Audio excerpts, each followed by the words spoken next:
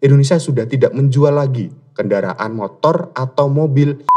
Ini masih dipegang kuasanya atau investasinya adalah dari Cina.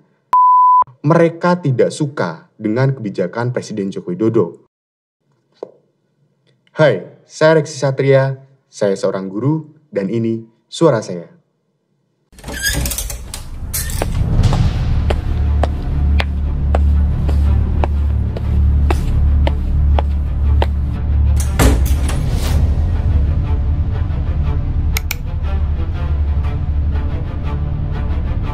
Motor listrik sedang ramai diperbincangkan di masyarakat dan juga di kalangan pemerintah.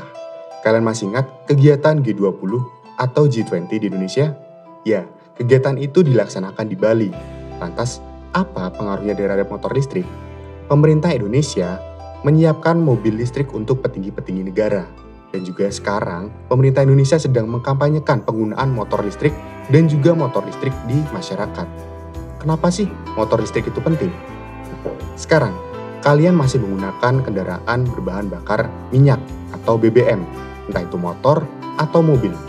Kendaraan BBM ini tentunya akan menghasilkan gas buangan atau emisi, dan nantinya akan berdampak pada pelubangan ozon. Ketika ozon berlubang, nantinya tentu ada pemanasan global, dan ini sangat tidak ramah lingkungan. Di Eropa sendiri sudah ditetapkan pada tahun 2035, mereka akan menerapkan zero emission atau nol emisi karbon, yaitu mereka melarang penjualan kendaraan yang berbahan bakar minyak. Sedangkan untuk di Indonesia baru akan diterapkan tahun 2040. Artinya, pada tahun 2040 nanti, Indonesia sudah tidak menjual lagi kendaraan motor atau mobil yang masih menggunakan BBM. Dan diharapkan pada tahun 2050 nanti, 50% kendaraan yang beredar di Indonesia sudah menggunakan listrik. Dan pada 2060, Indonesia memiliki misi sama halnya dengan di Eropa, yaitu nol emisi karbon pada tahun 2060. Ini juga didukung dengan adanya Inpres nomor 7 tahun 2020 yang berisi tentang penggunaan kendaraan bermotor listrik berbasis baterai. Lalu, apa peran penting Indonesia dengan motor listrik ini, dan Indonesia bisa apa dengan banyaknya motor listrik di Eropa atau juga di Indonesia? Nah, kita balik terlebih dahulu ke motor listrik. Motor listrik ini menggunakan bahan baku atau tenaganya dari baterai. Sedangkan baterai ini, kita tahu semua ya, baterai ini bahan bakunya salah satunya adalah nikel. Nah, kalian tahu Indonesia adalah pemilik cadangan terbesar nikel di dunia, nomor 1 ya, dengan 52% cadangannya. Tentunya Indonesia memiliki peran yang sangat strategis dan sangat besar sekali mengendalikan pasar nikel yang ada di dunia. Nah, pada tahun 2020, Presiden Joko Widodo sudah melarang untuk penjualan biji mentah nikel ke luar. Jadi pelarangan ini ditujukan agar Indonesia bisa mengolah biji nikel tersebut menjadi bahan setengah jadi atau bahan jadi yang kemudian bisa dijual, sehingga tidak hanya bahan mentah saja. Ketika nanti sudah menjadi bahan jadi atau setengah jadi dalam bentuk baterai misalnya, tentunya memiliki nilai jual yang sangat tinggi, dan ini akan meningkatkan perekonomian Indonesia. Namun sayangnya pada tahun 2021, Uni Eropa melalui World Trade Organization melakukan gugatan. Mereka tidak suka dengan kebijakan Presiden Joko Widodo. Mereka tidak suka kalau Indonesia menerapkan pelarangan ekspor. Nah, ini kan bermasalah ya. Ini kan nikel punya kita sendiri. Kenapa mereka yang melarang-larang kita? Seharusnya kan kita berdaulat. Berdaulat untuk mengolah nikel sendiri, menjual, itu kan kebebasan kita. Tapi mereka sudah mengganggu urusan rumah tangga pemerintah Republik Indonesia. Nah, yang jadi pertanyaan lagi, sayangnya ketika Uni Eropa melakukan gugatan ke World Trade Organization, itu mereka dimenangkan, artinya Indonesia kalah, dan Indonesia harus menjual biji nikel ini ke Uni Eropa. Jadi harus, tidak boleh ada larangan lagi. Ini seakan-akan kita dimonopoli ya. Ini kan barang kita, tapi kenapa kita harus dipaksa menjual? Padahal kita inginnya tuh mengolah dulu, menjadi bahan setengah jadi, atau bahan jadi misalnya baterai, baru dijual. Nah, inilah salah satu sifat atau dari negara maju ya. Jadi negara maju ini kadang senang kalau negara berkembang ini tidak maju, dan mereka akan terus seperti itu. Jadi kita ditekan terus oleh Uni Eropa. Nah, tapi pemerintah melalui Presiden Joko Widodo dan juga Menteri Keuangan Sri Mulyani menerapkan pajak ekspor yang tinggi. Ini bertujuan untuk melindungi ekspor nikel kita, supaya kita juga tidak hanya menjual barang-barang yang murah, kemudian nanti ketika mereka mengolah di Uni Eropa, mereka jual ke kita. Kan kita yang rugi ya, kita jual murah, kemudian kita beli dengan harga yang mahal. Itu sangat rugi sekali, dan karena itu Presiden dan juga Ibu Menteri Sri Mulyani menerapkan pajak ekspor yang tinggi untuk melindungi biji nikel kita.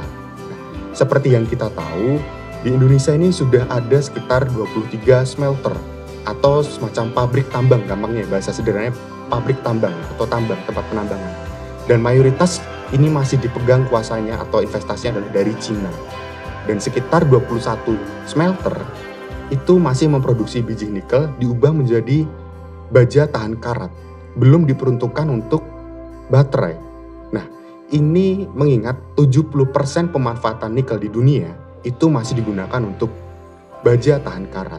Tapi diprediksi di masa yang akan datang, nikel ini akan dimanfaatkan untuk baterai sekitar 30%. Artinya akan ada transisi nih. Dari yang tadinya 70% baja tahan karat akan beralih menjadi 30%-nya untuk baterai. Nah, sayangnya kenapa dari 23 smelter itu masih dikuasai asing? Apakah pemerintah kita tidak mampu? Atau pemerintah kita tidak sanggup dalam segi ekonominya, investasinya, atau teknologinya? Atau SDM kita sebenarnya tidak mampu? Ini yang jadi pertanyaan kita semua. Nah, untuk mengamankan nikel, cadangan nikel yang ada di Indonesia ini, pemerintah Indonesia melakukan kerjasama. Kerjasamanya dengan siapa? Kalian tahu Elon Musk? Ya, Elon Musk adalah pemilik perusahaan SpaceX dan juga Tesla, itu salah satunya. SpaceX adalah di bidang luar angkasa dan Tesla adalah bergerak di bidang mobil listrik atau kendaraan listrik yang sudah sangat terkenal. Yang mungkin bisa dibilang promotornya mobil listrik di dunia ya. Nah, pemerintah sudah 2 kali mengunjungi perusahaannya Elon Musk. Yang pertama dilakukan oleh Bapak Luhut untuk bekerja sama tentang investasi yang akan dilakukan di Indonesia. Kemudian yang kedua dilakukan langsung oleh Bapak Presiden Joko Widodo.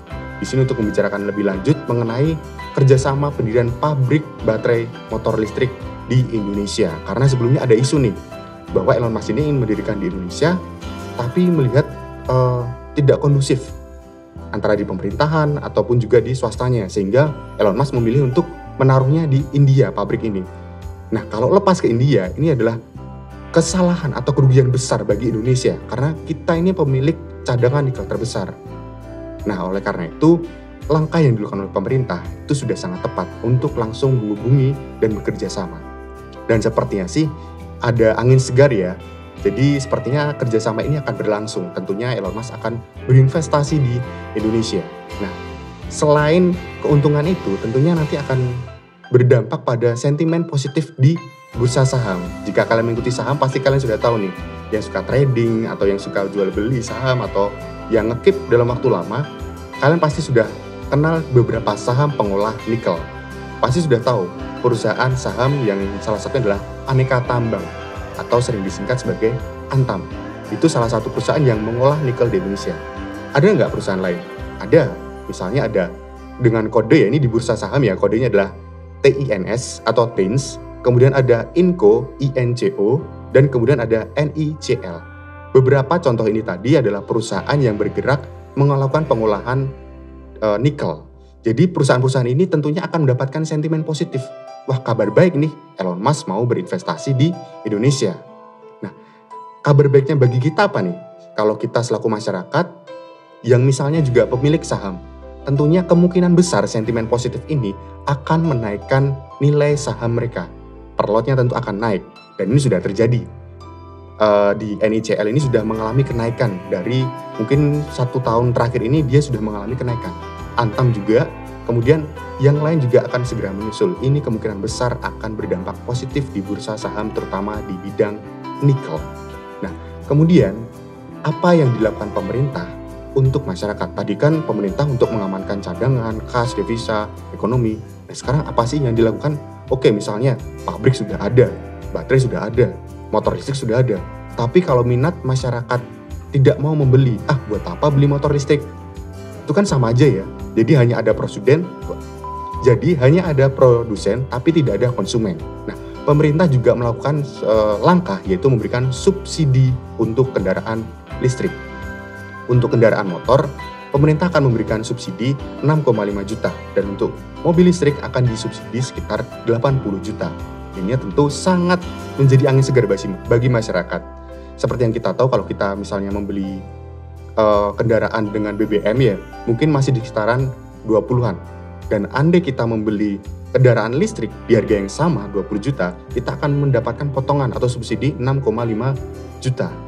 Tentunya tidak semua kendaraan listrik bisa disubsidi. Hanya ada kendaraan tertentu yang memenuhi syarat dari pemerintah. Dan kemarin sudah dirilis beberapa merek. Salah satunya adalah Gesit, ada Celis, ada Volta, dan ada Unifly. Dari keempat ini yang paling terjangkau adalah merek Unifly. Mungkin kalian masih asing ya. Unifly ini di pasaran seharga kurang lebih 10 juta. Mungkin beda daerah beda harga ya. Nah bayangkan, 10 juta mendapatkan subsidi 6,5 juta. Kita hanya perlu membayar 3,5 juta sudah mendapatkan motor listrik. Namun syarat dan ketentuannya seperti apa sedang digali lagi oleh pemerintah, diperdalam supaya tepat sasaran. Tapi beberapa merek ini tadi sudah kemungkinan besar bisa mendapatkan subsidi. Nah, tapi menurut saya pribadi ya, sebelum mensubsidi motor, alangkah baiknya kita atau pemerintah membangun infrastruktur yang menunjang kendaraan listrik ini. Pernah kalian bayangkan nggak? Di Indonesia kan ada tradisi namanya mudik ya. Misal nih, seluruh masyarakat sudah menggunakan mobil listrik atau motor listrik semuanya. Dari daerah barat ke timur. Tentunya nanti akan ada penumpukan, bukan lagi pengisian bensin, tapi pengisian baterai atau pergantian baterai. Nah, sekarang jadi pertanyaan, apakah tempat pengisian baterai dan penggantian baterai ini sudah merata di Indonesia?